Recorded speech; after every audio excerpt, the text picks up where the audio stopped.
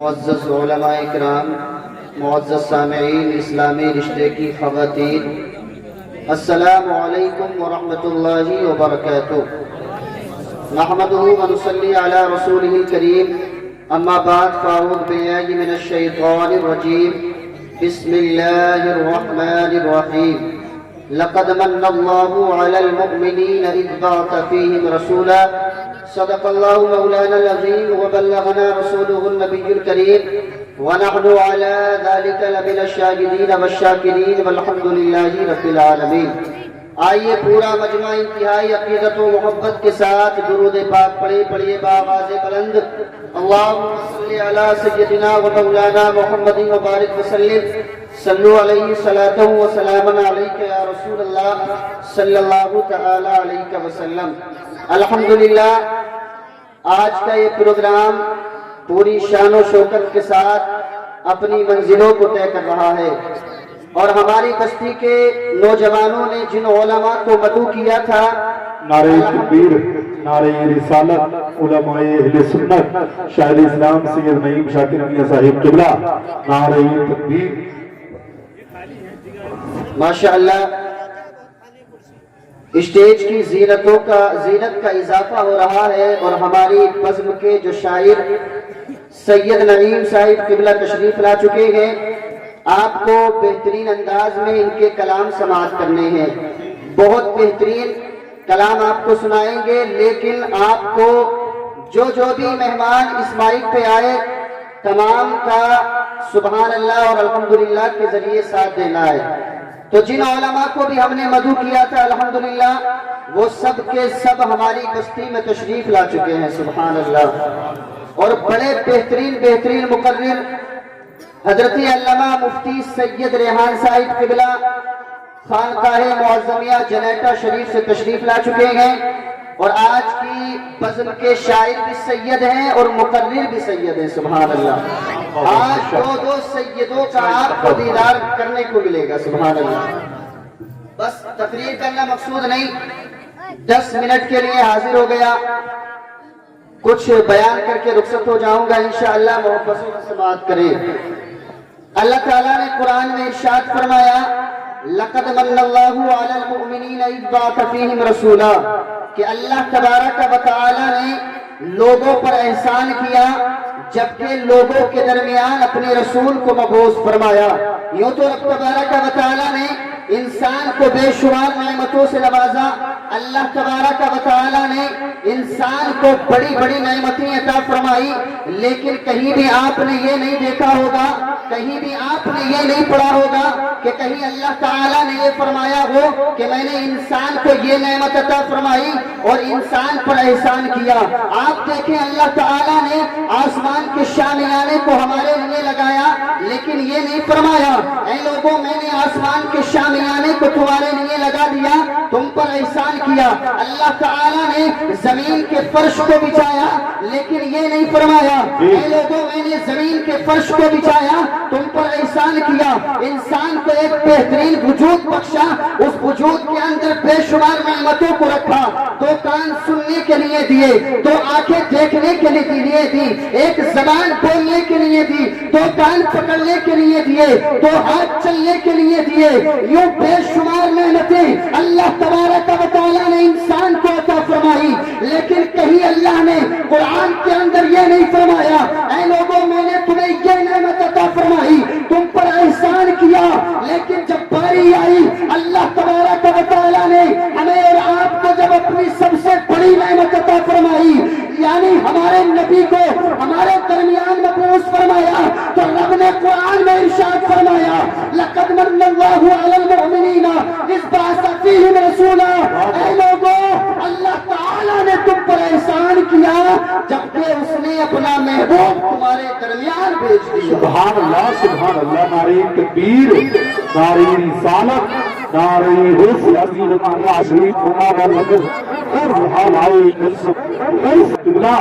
نعرہ تکبیر۔ اللہ تعالیٰ نے اپنے محبوب کو ہمیں عطا کیا تو ہم پر احسان فرمایا۔ میرے نبی تشریف لائے، کہاں تشریف لائے؟ عرب کے اندر۔ کہاں تشریف لائے؟ عرب ہی کے اندر کیوں تشریف لائے؟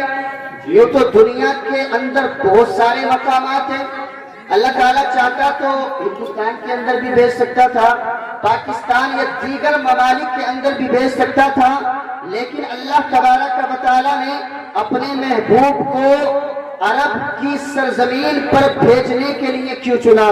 تو میں آپ کو بتاؤں، جب اللہ تبارک و تعالیٰ نے حضرت عیسیٰ علیہ السلام کو اس دنیا میں بھیجا اور بھیجنے کے بعد زندہ آسمانوں پر اٹھا لیا تھا، تو اس کے بعد 500 سال سے زائد ایک ایسا زمانہ گزرا تھا جس کے اندر کوئی نبی اور کوئی رسول تشریف نہیں لایا تھا۔ ایسے عالم میں پوری دنیا کے اندر لوگوں نے دین ابراہیمی کے حلیے کو بگاڑ دیا تھا، لیکن عرب کی زمین وہ زمین تھی جہاں لوگوں نے دین ابراہیمی کو بہت زیادہ تبدیل کر دیا تھا، بہت زیادہ بگاڑ دیا تھا۔ اور اپنے ذہن کو قریب کرے تو میں آپ کو بتاؤں، جہاں بیماری زیادہ ہوتی ہے وہاں علاج پہلے کیا جاتا ہے، تو اللہ تبارک و تعالیٰ نے سب سے پہلے یعنی کہ مکہ کی گمراہیت کو دور کرنے کے لیے اپنے محبوب کو عرب کے اندر بھیجا۔ اور مکہ شریف کا حال کیا تھا تو میں آپ کو بتاؤں، اس قدر دین ابراہیمی کو لوگوں نے بگاڑ دیا تھا۔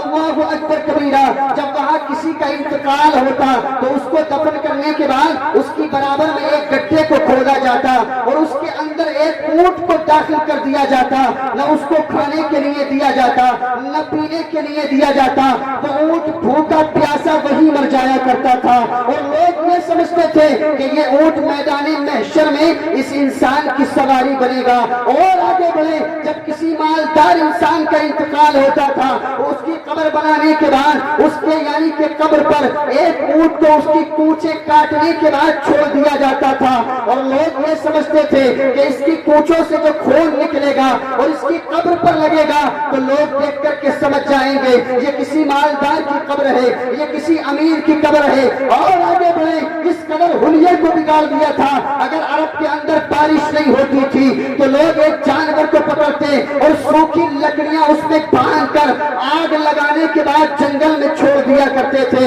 اور وہ یہ سوچا کرتے تھے کہ ایسا کرنے سے بارش ہو جائے گی۔ اور آگے بڑھے تو انسان اپنی بیوی سے کہا کرتا تھا کہ فلاں طاقتور انسان کے پاس چلی جا، فلاں طاقتور اور باہمت انسان کے پاس چلی جا، ہو سکتا ہے تیرا بیٹا بھی باہمت پیدا ہو جائے۔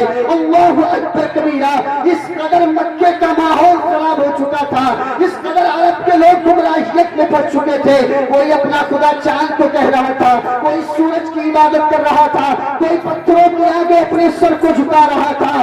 دنیا انسانیت نے ایک پکار اور گہار لگائی اور عرض کی، اے مولا کسی ایسے کو بھیج دے جو دنیا انسانیت کا سینہ چاک کرنے کے بعد گمراہیت کو دور کر دے اور ہدایت کے راستوں کو منور کر دے۔ دنیا انسانیت کی یہ دعا اللہ تبارک و تعالیٰ کی بارگاہ میں مقبول ہوئی۔ مکہ کی دھرتی پر عبد المطلب کے کاشانے میں، عبداللہ کے گھرانے میں، حضرت آمینہ کی گود میں اللہ تبارک و تعالیٰ نے ایک ایسے سورج کو طلوع کیا کہ جس نے اپنی کرنوں کو بکھیرا تو چاروں طرف ہدایت کے اجالوں کو روشن کر دے اور گمراہیت کو دور کر دیا۔ سبحان اللہ، سبحان اللہ، ماشاء اللہ۔ نعرہ تکبیر، نعرہ رسالت، نعرہ حیثیت، مسلک اعلیٰ حضرت علامہ مفتی ارشاد ناظری صاحب قبلہ، نعرہ تکبیر، زندہ باد۔ اچھا لگ رہا ہے کہ ہماری بستی کے نوجوان بھی، بزرگ حضرات بھی مدرسے کے اندر تشریف لائے۔ میں دعا کرتا ہوں مولا تعالیٰ تمام کی زندگانی میں بہاریں عطا فرما دے۔ بولے آمین۔ تو اللہ تعالیٰ نے اپنے محبوب کو عرب کے اندر اس لیے بھیجا کہ عرب کے اندر گمراہیت زیادہ تھی، اور عرب کے اندر بھی بھیجا تو کہاں بھیجا؟ مکہ شریف میں۔ کہاں بھیجا؟ مکہ شریف میں۔ مکہ شریف ہی میں کیوں بھیجا تو میں آپ کو بتاؤں، جہاں شہر مکہ ہے وہ دنیا کا سینٹر ہے۔ کیا ہے؟ دنیا کا سینٹر۔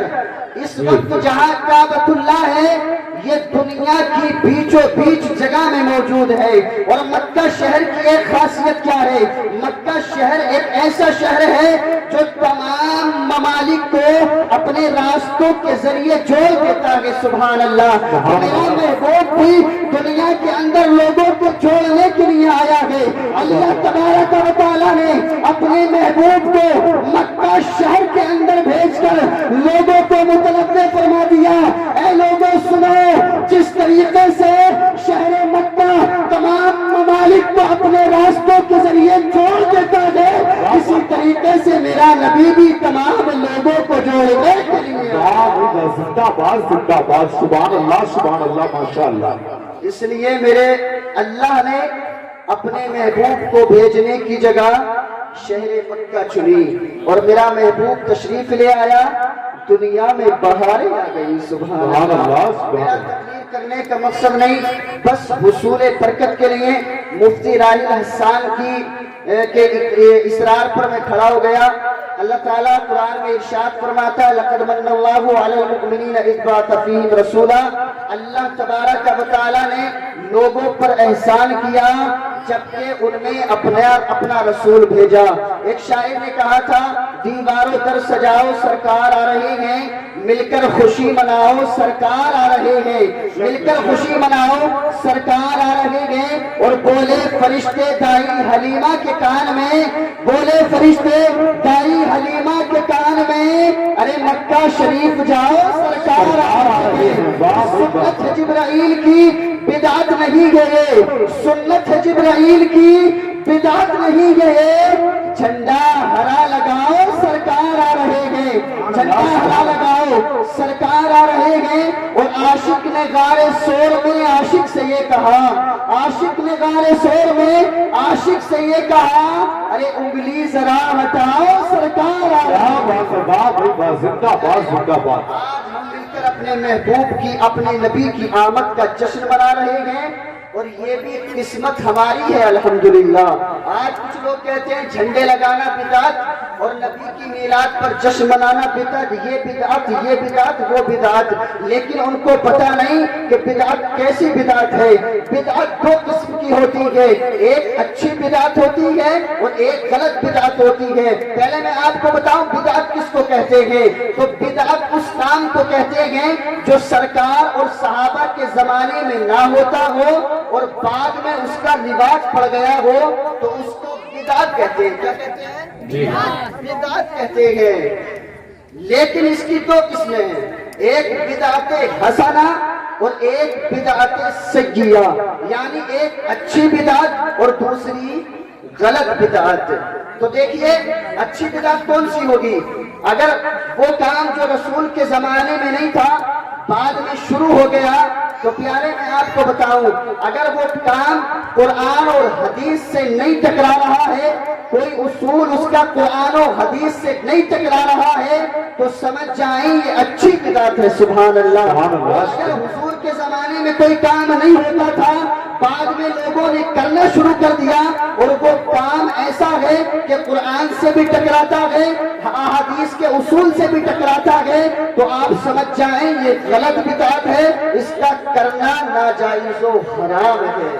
لیکن الحمدللہ نبی کی میلاد پر جشن منانا یہ بدعت تو ہے لیکن اچھی بدعت ہے۔ جی سبحان اللہ، سبحان اللہ، جائز اور مستحسن ہے۔ سبحان اللہ۔ یہ نبی کے نام پر جلسہ کرنا، یہ بھی میرے نبی کے نام پر جلسہ کرنا یہ بھی اچھی بدعت ہے۔ سبحان اللہ۔ تو ہم جتنی بھی بدعات کرتے ہیں بدعات سیئہ نہیں کرتے بلکہ بدعات حسنہ کرتے ہیں۔ اللہ تبارک و تعالی ہمیں ان کے کرنے پر ثواب بھی عطا فرماتا ہے۔ میرے کہنے میں آپ کے سننے میں جو غلطی ہو گئی رب تبارک و تعالی معاف فرمائے۔ ایک مرتبہ پورا مجمع جی لگا کے کلمہ پڑھ لیں۔